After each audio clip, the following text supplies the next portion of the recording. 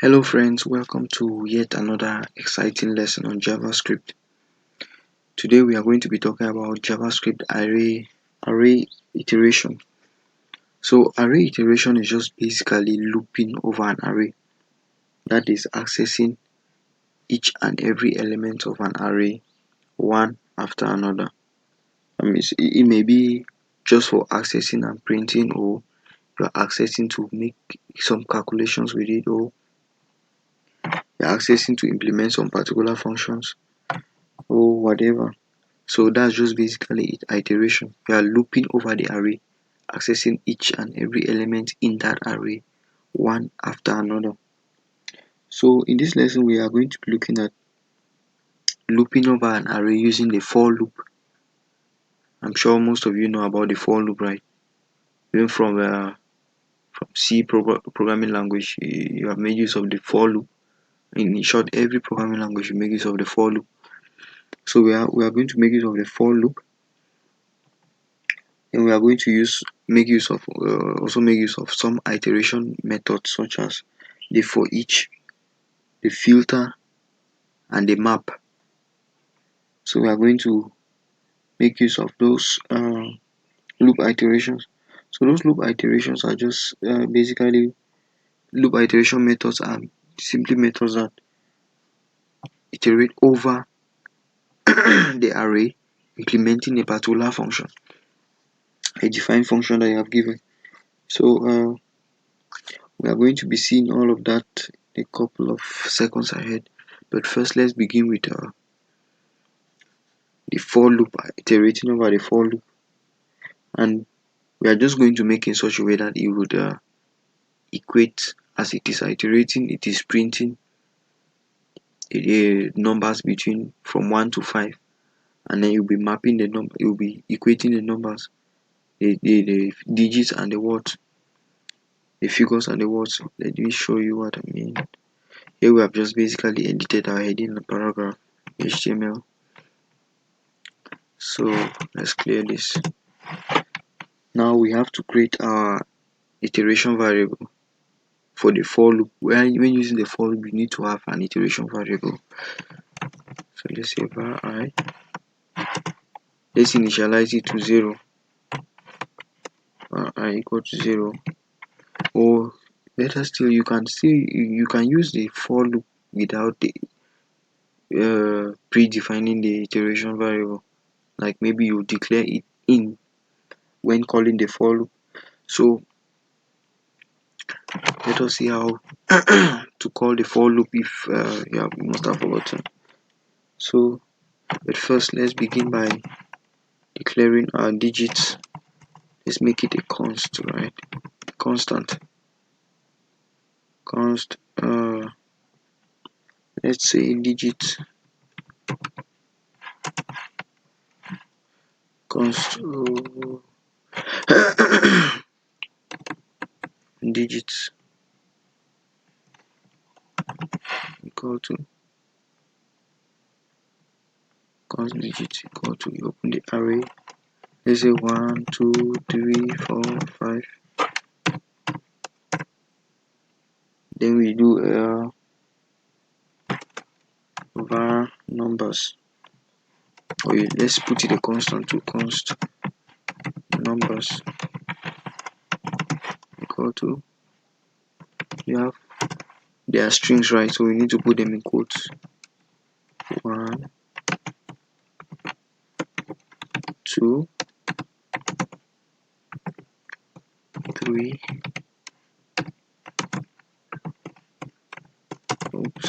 4,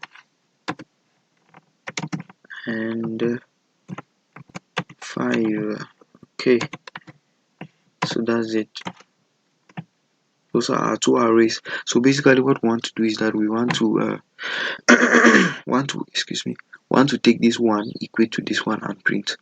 That means we want to write 1, 1, 2, 2, 2. We are just spelling out these numbers. So this is where our for loop begins. For, what do we begin with? For, you initialize for I equal to 0, you semicolon, up to what level will I end? I less than 5. Why do you think we do it less than 5? Because you know we are beginning from 0, right? Though it's 1, 2, 3, 4, 5, but we need to end at 5 since we are beginning we are counting our indices from 0. So this 1 has index 0, 2 has index 1, 3 has index 2, 4 has index 3, 5 has index 4. So it has to be less than 5, which is 4, for it to execute and end at 5. So, and what should we do? What should we should add plus plus, right? So we open our curly brace, and then from there, what should we do? We want to equate these two, right? So let's treat a variable text. Text equal to, you could say digits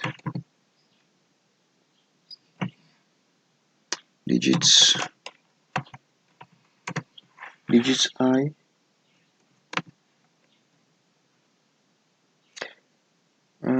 yes, digits I plus, let's give it this, let's add a space, then plus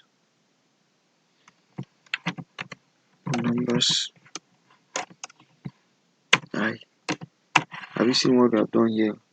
So what this is going to be doing is that let's console.log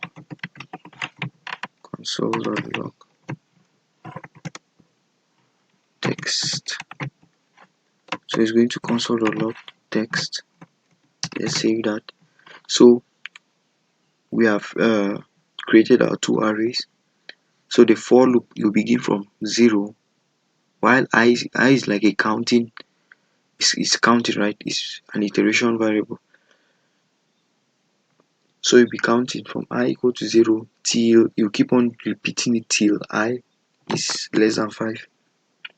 While I is less than 5, you keep on adding. I will be incrementing till it is strictly less than 5. That means at 4.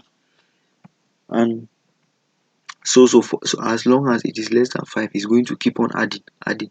And as this I is adding, you see we have put it here. So this is the index of this digit. So the index of this digit is will keep on adding till so long as it is less than 5, same as these numbers.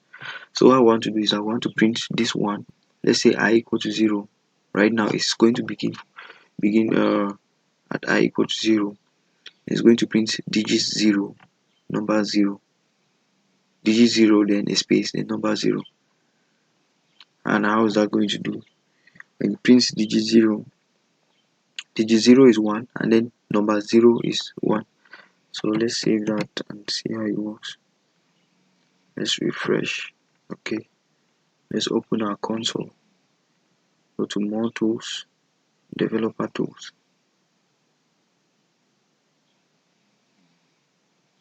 Okay, you see, right? 1, 2, 3, 4, 5. You see, right? Let's refresh again. 1, 2, 3, 4, 5. You see how it works, right? So it's actually working perfectly. So there's another method, another way of adding strings without necessarily putting these plus signs, which are really cumbersome. What we simply do is that we just add a dollar sign, right? Open the curly brace, give it a space. Let's say excuse me, dollar sign. Let's put this in it.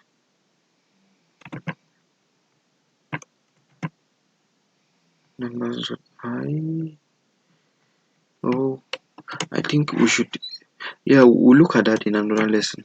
Seems like there's a little problem here. So don't bother about that for now. We are going to come back to that. But let us focus on our lesson. Our lesson for today is we're just trying to show you how you can loop. So you see, right, it's working perfectly.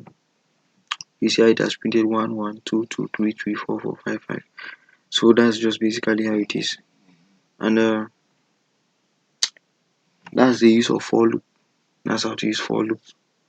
And we are going to move to the next iteration way of iterating over an array. I think we should leave this array as our main array. Okay, so let us begin with the use of this iteration method for each. So the for each method is simply it loops over this array, and as it is looping over it, it doesn't perform any. It loops over it and performs just an action. It doesn't save it anywhere. Like it just performs the action on it, and if you don't save it anywhere, that's just it. It's not going to save up anywhere.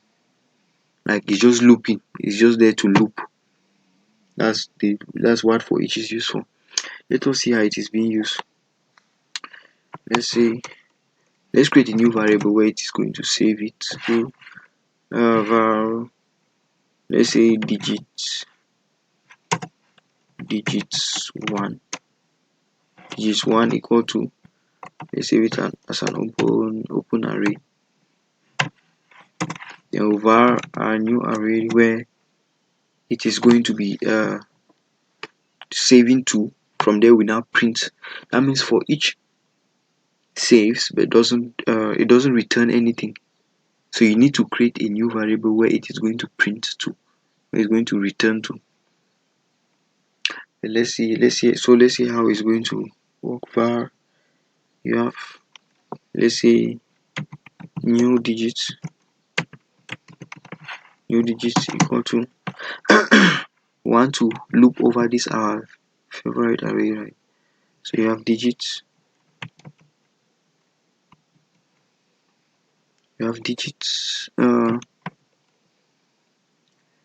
is digits dot for each digits dot for each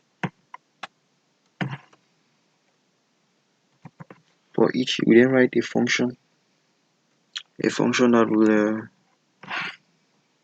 will be executed. I think we should maybe we should define the function that we should use. Let's define it before doing all of this. Let's see. Let's define the function here. Okay, function. What function can we use? Let us name it times 3. So it's times 3. So it's times 3.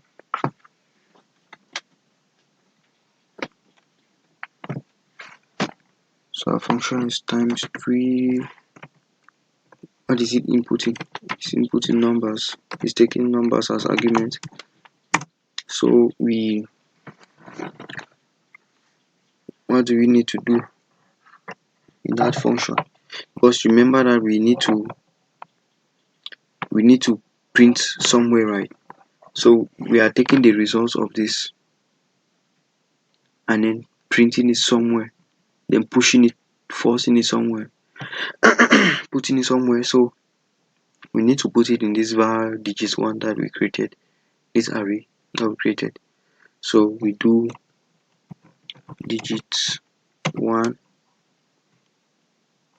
dot, remember our array methods. We did array methods already, right?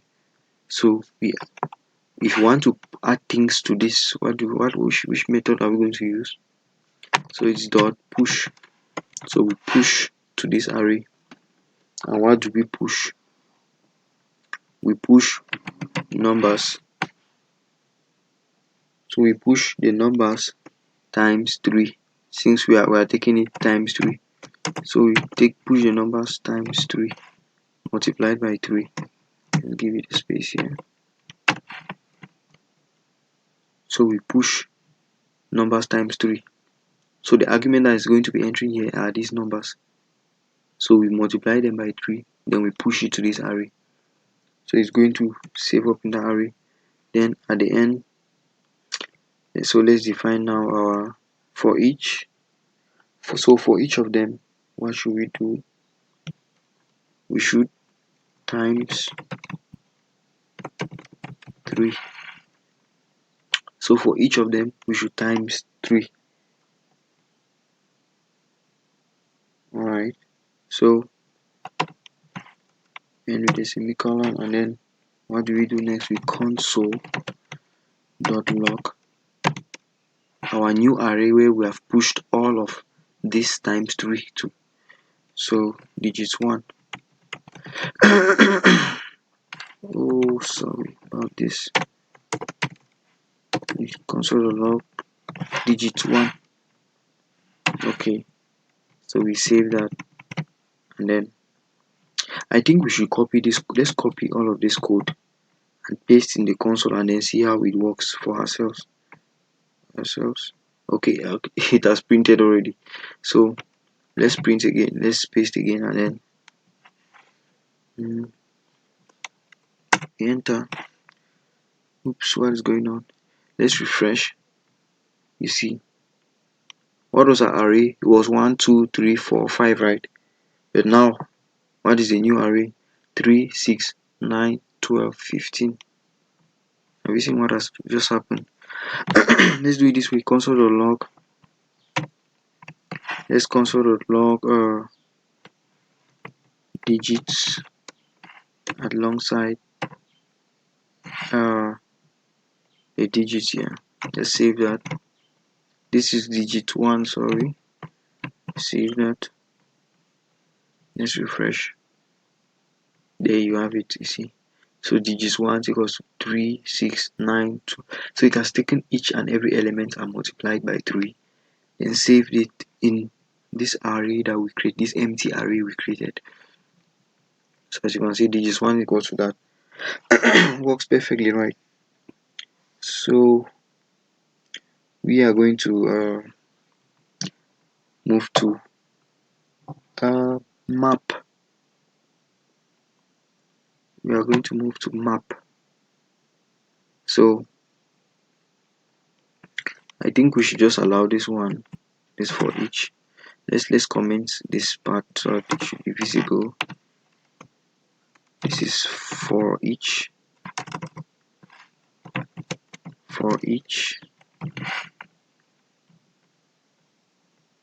and this is map.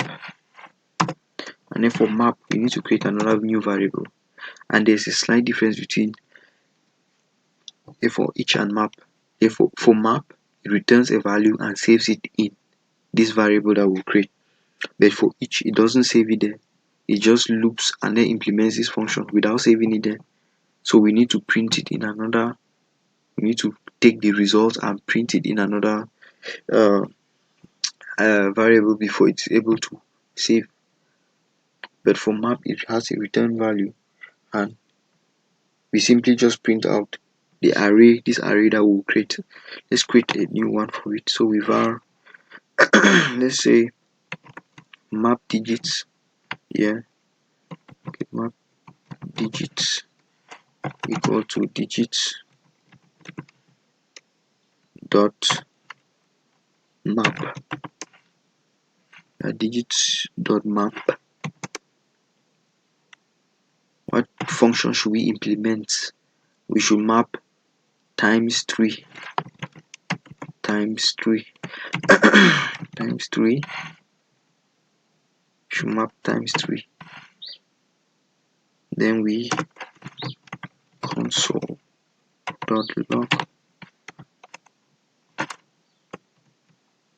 Let's make it such a way that it is going to be visible that you are using the map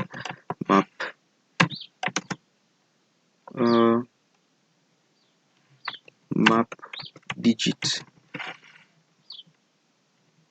Okay, so right now we are just, what we have done is that we have, let's save that. You see, right?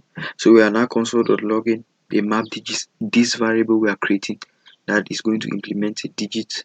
Sorry, we are not console.login yet. We need to return a value, and let's do need to create this function. Let me see. Need to create this function. Sorry guys, we need to create a function. So let's just keep this one for now. Let's in short, let's just take it this way. This one times 2. Let us put this one times 2. Oh, you see how it goes. So you need to function,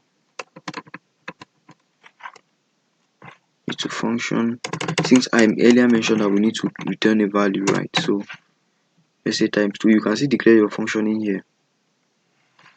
So you do function times 2 number. You still remember how to define functions, right? Functions times 2 number. So in short, let us put this, I think we should put this function here. Yes, we should put this function in here so you can see how it goes well. Okay, so instead of this, we put this function here, function times 3 num is dot push. So this is the function, this is what is the code in the function. So it's going to implement that. Then it's going to console.log digits 1 at the end of looping. It's going to now print out everything. So var map digits function 2 times 2. Let us multiply by 2. So when we multiply by 2, we need to return, like I said, we need to return a value. Return, and that return value is going to be saved in map digits. That is why we are printing the map digits. Whereas in forEach, it's not going to return any value. It's just going to loop and implement this, and you will have to print it somewhere. That's why with digits, we use this array, this empty array, and then pushed the results from here to it, so I can print like I'm saying. Okay, so we return num times 2 excuse me, times 2. Okay, we return num times 2. We print this. Let us save that and refresh the page. There you have it. You see, right? Digits 1 5 has 5 elements, or have 5 items. You have 1 2 3 4, and here the first one is multiplying by 3, right? So you have 3 6 9 12 15. So here it has taken 1 times 2 is 2, 2 times 2 is 4, 3 times 2 is 6, 4 times 2 is 8, 5 times 2 10. You see that is working perfectly, right? And look at what we have printed. Here we have printed the digits 1, the new array, but here we have printed by the map array that we created to implement this looping method. But here we printed by the digits 1 where we are pushing the code to. So you see the difference now. So it should be very clear now, and without any further waste of time, the filter, we are going to move to the filter, which is our last one for today. You can explore others. There are other ways of looping over an array. You can always research on that. So let's var filter digits equal to digits dot filter. And you know, for filters, though you implement a function, but let's say function even. Yes, let's say function even number. We should do that with the numbers. So we need to, what filter does is that it it feel though it's wrong to use a word to define a word, but I hope you know about filters, right? What filter means is like to select some from, like to pick out some items from a group of items. That means you are filtering it, right? So that's the same thing here. Filter just filters out the particular items that satisfy a certain condition we are going to give right now.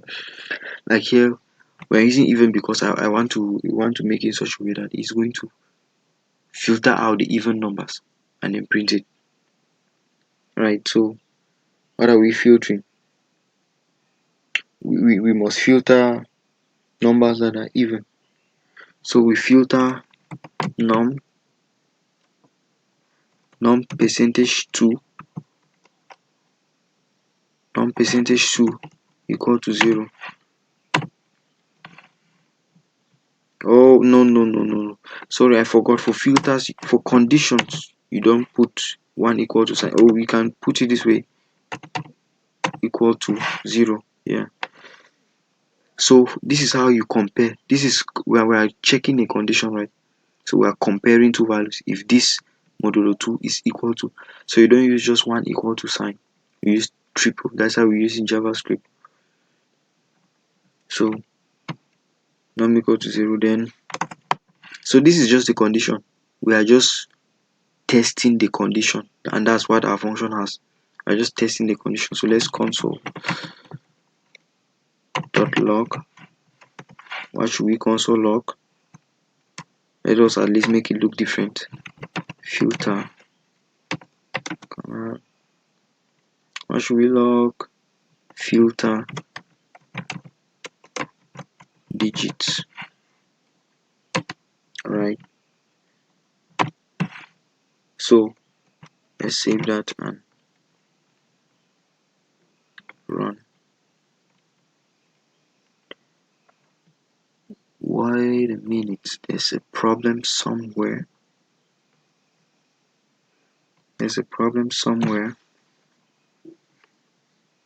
There's a problem somewhere.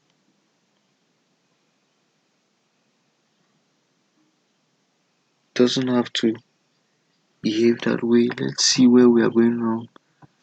Let's say even num.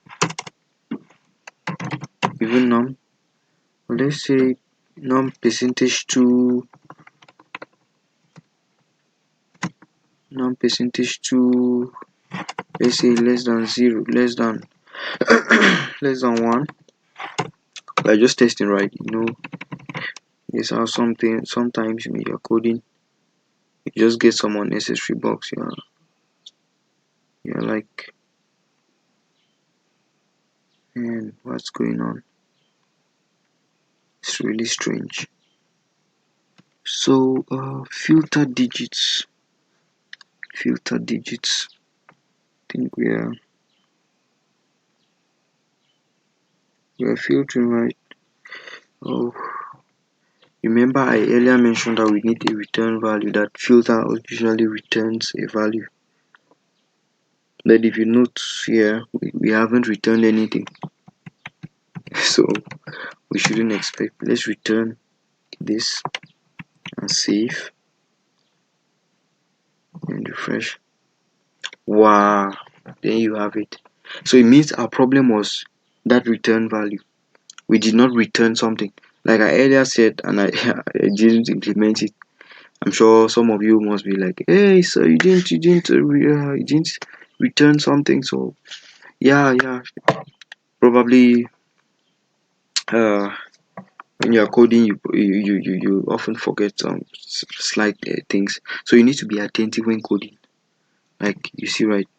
Like I earlier mentioned that we need to return something. That the filter also usually makes use of the return value. You need to return something for you to be able to print what is saved here. But can you now clearly explain the differences between the three? Previously we saw the for loop. It's just basically looping over it, making use of the indices. But here you don't use any index. you are just implementing a function. This for each will implement that function over this array. Is going to loop over this array with that function, implementing it on each and every element. But it is not going to save it because we don't have any return value. It's not going to save it here. So we are going to push it to another empty array that we have created. Then for the map returns a value. The map is very similar to the for each, but the difference is that the map returns a value. So we can map, we create a new array, which is this, and then fit in those values in that array after the calculation. Then the filter, it like filters out, or it sets a condition, and this is our condition, non-percentage2 less than 1. So if the modulo is less than 1, obviously it should be 0. If it is not 1, it is 0. So if it's less than 1, it should print it out. So every element that doesn't satisfy this condition is not going to be printed out. Like we see from our results here, we have just 2 and 4. So 2 modulo 2 is 0, 4 modulo 2 is 0. So that's why we have just them printed. Then the map, we implemented a multiplication by 2. Like you see 2, 4, 6.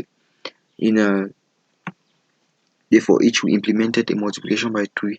So you have 3, 6, 9, 12, 15.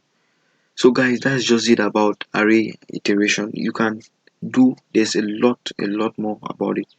So you can always do your research. And thanks for watching this lesson. We keep on updating you with more and more lessons. So stay glued to this channel. If you haven't subscribed yet, please do. And see you in the next lesson. Bye guys.